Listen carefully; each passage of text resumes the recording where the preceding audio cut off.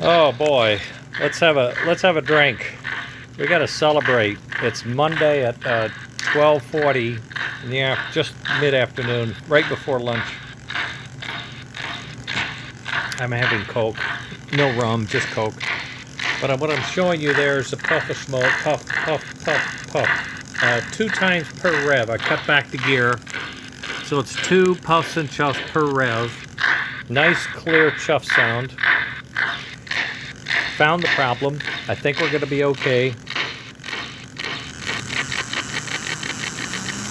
I lied. I found the problem, but I know what to do. I have the fix. There's the smoke. It just runs out of the pulse. Andy and I got to work on that pulse. I think he's got a too broad of pulse for that trigger. We're going to try to shorten it down. But there's that.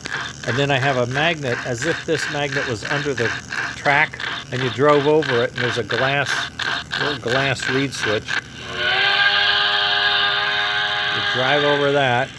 I had a light bulb for the reverse, and I unplugged it doing this work, but I'm pretty confident we're going to have it now.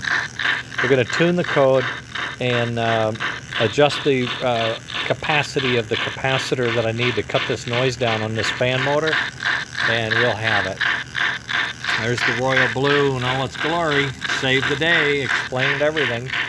And all right, so I'm going to start buttoning this thing up, cleaning up my mess. Just a little bit of R&D the last few days. And I'll post something later that's a little cleaner and crisper and easier to look at. Okay, but I just felt pretty good about having this work out and finally discovering what it was, I hope. Okay, later gang. Have a good week.